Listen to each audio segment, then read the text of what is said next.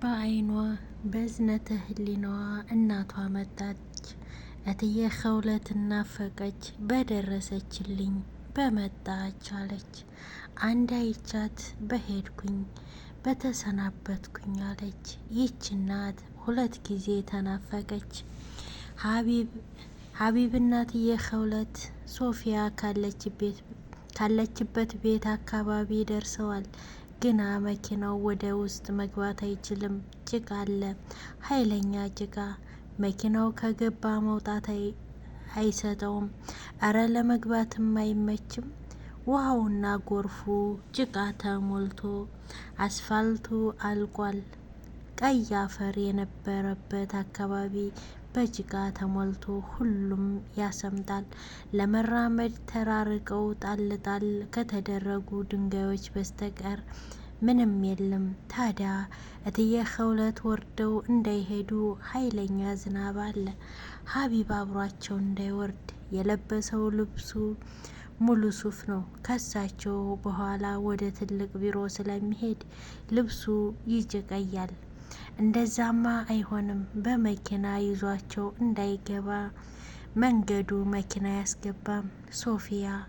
ሶፊያ በጭንቀት ነች። ይህንን አላወቁም። እሷ በሲቃ ተሞልታ ውሃው አንገቷ ጋር ደረሰ። ይበልጥ ለመንቀሳቀስ መሞከር ፈለገች፣ አልቻለችም። አይኖቿ ደመንባን ለበሱ። እንባዋ ተዝጎደጎደ፣ ከውሃ ተቀላቀለ። ሶፊያ ተስፋ ቆረጠች። አሰላሙ አሌይኩም ወራህመቱላሂ ወበረካቱሁ። ውድ ቻናሌ ተከታታዮች እንዴት ናችሁ? አለሁ አልሐምዱሊላህ። ለቤት አዲስ ከሆናችሁ ሰብስክራይብ በማድረግ ተቀላቀሉ። ነባሮች ላይክ፣ ሼር፣ ኮሜንት በማድረግ አበረታቱኝ። ዛሬ በክፍል 7 መጥቻለሁ። እምዬን አፋልጉኝ ክፍል 7 ቪዲዮውን እስከ መጨረሻው ተከታተሉት። ሶፊያ በጭንቀትና በሲቃ ተሞልታ ከጌታዋ ጋር ሆናለች። ሶፊያ እየሆነች ባለው ሁኔታ ተስፋ ቆርጣ ነበር።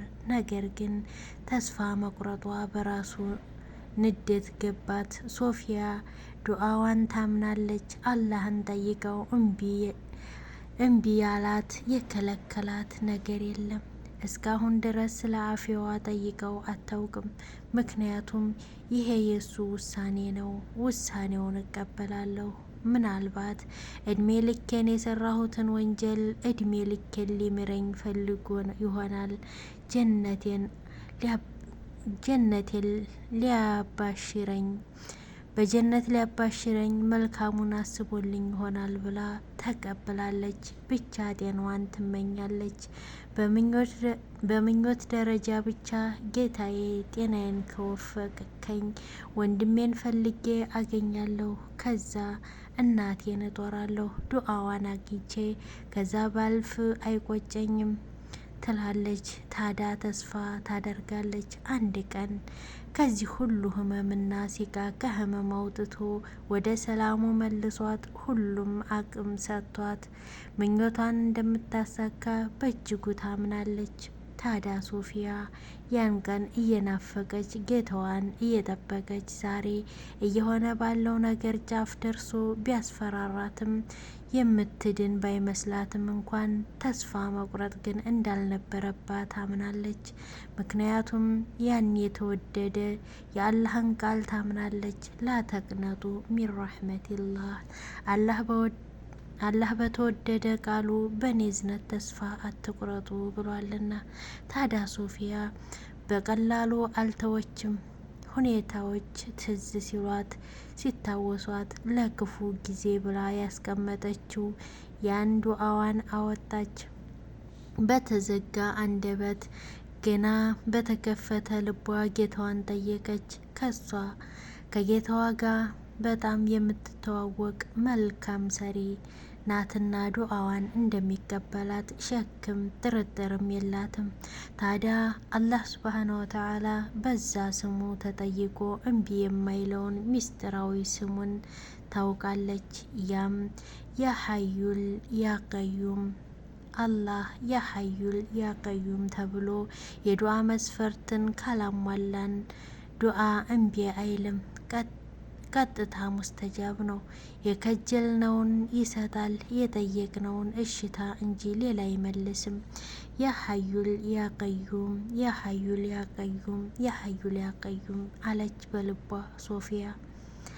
አላህ የልብን ይሰማልና ቃላትን አያሻውምና በልቧ ደጋግማ ያሀዩል ያቀዩም አለችው። በመጀመሪያው ተስፋ ስለቆረጠችበት እስትግፋር አደረገች። ከዚያም በመመለስ ተስፋዋ ህይወቷን ቀጥሎላት እናቷን ያሳያት ዘንድ ህይወቷን ምኞቷን ያሳካላት ሁሉን ያሟላላት የተሻለው ይሰጣት ዘንድ አላህን ጠየቀችው።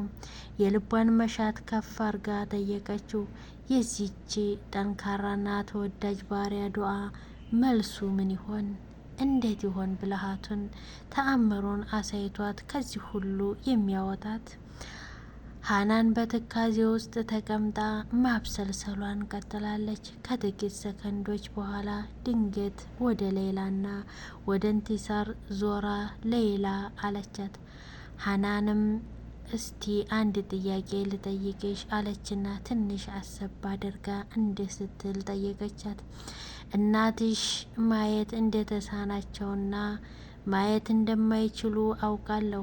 በዚህም ቤተሰቡ በሙሉ እንደተጎዳ ክፍለ ሀገር ሆነው በዛ ጨለማ ውስጥ በዛ ላይ ደግሞ አይናቸው መጥፋቱ በጣም እንዳስጨነቃቸውና እንዳሳዘናቸው አውቃለሁ። እስቲ ለምሳሌ አያድርገውና ምልሽ አንድ ባል አገባሽና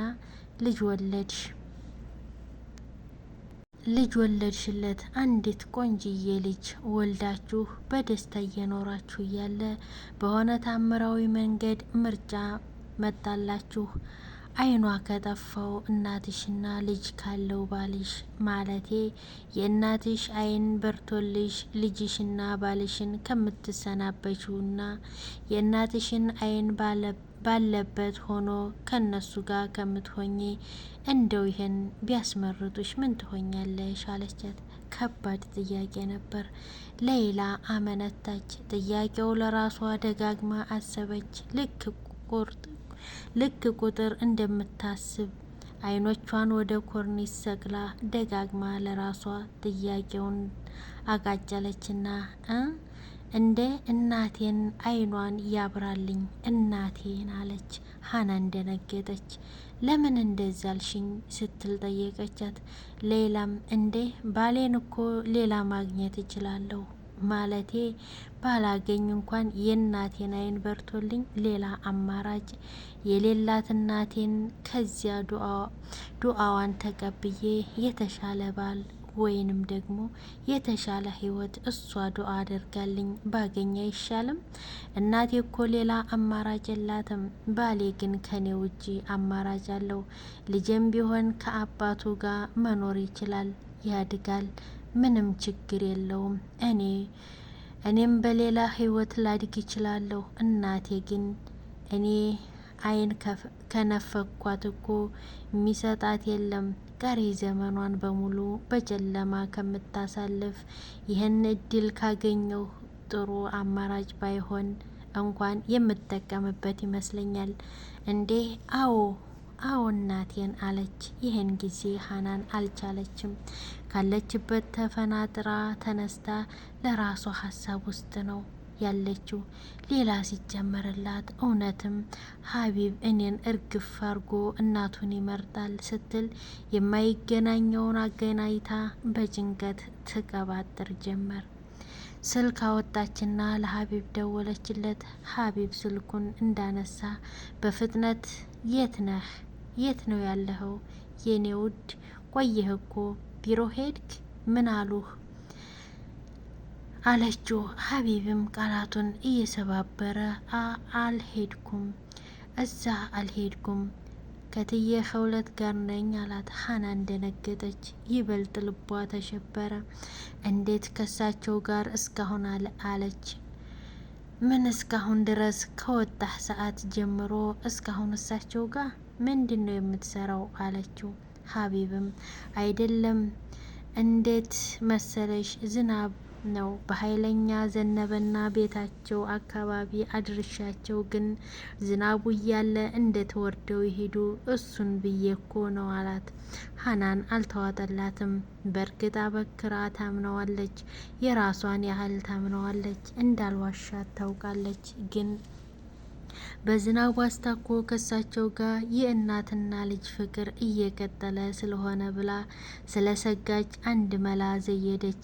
ልክ ባልሆነ መንገድ አለችው። እሺ እኔ አሁን በጣም አሞኛል፣ በጣም ታምም ያለው ናቶሎ፣ በጣም እፈልግሃለሁ። የዲን መንገድ ልቡ ላይ እየታሰረለት በተቅዋ የተሞላው ሀቢብ እንዲህ ሲል መለሰ። መምጣቱን ለመምጣት እሞክራለሁ። ይህን ቃል ለእኔ ከማለትሽ በፊት ግን ለአላህ ነግረሽዋል? ያለብሽን ችግር ህመምሽን ነግረሽዋል? እሱ ጋር መፍትሄ አተሽ ነው ወደ እኔ የደወልሽው አላት። ሀናን ደነገጠች። ቢሆንም ብልሃቷን ቀጠለች። አዎ አንተ ነህ መፍትሄ፣ ፈውስ አንተ ነህ።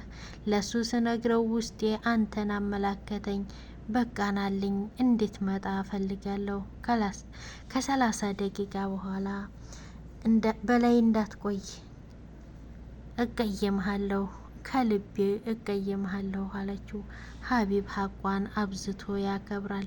እሽታ ሰጣትና ስልኩን ዘጋ። ቢሆንም በጭንቀት ዋለለ። ምን ያድርግ? በዚህ ጋ እትዬ ኸውለት፣ በዚህ ጋ ሀናን አሉ። ማንጋ ይሂድ? ከራሱ ሲማከር እትዬ ኸውለትን ሁኔታው ገባቸውና እንዲህ አሉ።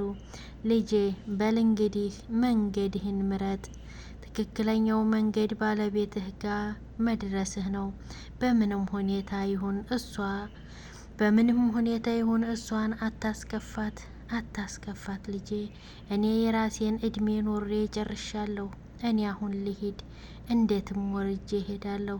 ዝናብ እኮ የአላህ ራህመት ነው፣ አይገለኝም። እንዴትም እሄዳለሁ። ደግሞ እንደወረድኩኝ በቀኝ ጥፍ ስል የኔ ቤት ፊት ለፊት ነው ያለው። ሌላ ቤት ስለሌለ ሮጥ ብዬ ገባለሁ። ያው ዛሬ ለፍተንበት፣ እስኪ አብሽር የኔ ልጅ አታስብ፣ እኔ ወርዳለሁ። እስካሁን ላረጋችሁልኝ አላህ ኸይር ጀዛችሁን ይክፈላችሁ። እመርቅሃለሁ፣ ዱአ ሳረግልህ ኖራለሁ። አብሽር አሉት እትዬ ኸውለት ችግሩን ሊረዱት በመፈለግ። ግን ይህን ሀሳብ ለሀቢብ አልተዋጠለትም። ምንም እንኳን የሀናን ጉዳይ በእጅጉ ቢያሳስበውም እኚህን እናት በዚህ ዶፍ ዝናብ ውረዱ ብሎ መልቀቁ አልሆንልህ አለው። ቢወርዱስ በዚህ ጭቃ ውስጥ እንዴት አድርገው ያልፋሉ ብሎ ፊት ለፊቱን ተመለከተ። በዚህ ቅጽበት አላህ መላውን የሶፊያን መላ ዘየደላቸው። እትዬ ኸውለት ደንግጠው ጮሁ። ወይኔ ጉዴ ልጄን፣ ወይኔ ጉዴ አሉ። ጩኸታቸውንና ለቅሷቸውን የተረዳው ሀቢብ ሁኔታቸውን ተመልክቶ ሳያስብ ማርሽ አስገብቶ ወደፊት ነዳው። ትንሽ እንደተጓዘ ጭቃ ውስጥ ተቀረቀረ። ማቅ ውስጥ ቅርቅር ብሎ ቀረ። ጎማው በቆመበት መሽከርከር ጀመረ። እትዬ ኸውለት ጠጋ ስላላቸው ከፊት ለፊት አሻግረው ቤታቸውን ማየት ጀመሩ። የእትዬ ኸውለትና የሶፊያ ይቺ የተወጠረች የሸራ ቤት ለነ ሀቢብ ፊት ለፊት ሆነችላቸው። በቀኝ በኩል እትዬ ኸውለት በተቀመጡበት በመስታወታቸው አሻግረው ሲመለከቱ ገንዳውንና የተወጠረችውን የሸራ ቤታቸውን ፊት ለፊት ተመለከተ። እትዬ ኸውለት ገና መኪናው ወደፊት ሳይጠጋ ወይኔ ልጄ ብለው ይጮሁ የነበረውን ከቤቱ ውስጥ ኩባያ እና ሳህኖች በጎርፍ የተወሰዱ እነሱ ወዳሉበት አቅጣጫ ሲወርዱ በማየታቸው ነው። የቤታቸው እቃ እንዳለ ወጥቶ እየሄደ እንደሆነ ሲያዩት ቤታቸውን ያውቁታልና ዝናብ እንደገባበት አወቁ። ታዲያ ሀቢብ በመኪናው ከዚህ በላይ መሄድ ስላልቻለ የምንጊዜም ጀግንነቱን ያሳይ ጀመር። እግሮቹን ሰበሰበ፣ ልብሱን አጣጠፈ፣ ከረባቱን ኮቱን ሸሚዙን አውልቆ ያ የተከበረው ማንነቱን ዝቅ አድርጎ በቲሸርት ከመኪናው ወረደ። ጫማውን አወለቀና በካልሲ ብቻ ቀረ። ሀቢብ በዛ ጭቃ ውስጥ ይንቦራጨቅ ጀመር። በሩጫ ሀሳባቸው ስለገባው ስለ ልጃቸው ስላወቀ ይሮጥ ጀመር። እትዬ ኸውለት ተከትለውት በዝናብ እንዳይንቦራጨቁ እዛ ውስጥ እንዳይገቡ ሌላ ሲቃ እንዳይፈጠር ሲል በሪሞት በሩን ቆለፈባቸው። መክፈቻውን አላገኙትም። ሀቢብ የማይደረገውን አድርጎ የማይታለፈውን አልፎ የማይቻለውን ችሎ መስዋዕትነት ከፍሎ እስከ ታፋው ድረስ በሚደርስ ጭቃ ውስጥ እየተንቦራጨቀ ወደ ሶፊያ መሮጥ ጀመረ። በክፍል 8 እስከምንገናኝ ቪዲዮውን እስከ መጨረሻው ተከታተሉት። ሰላም ሆኖልኝ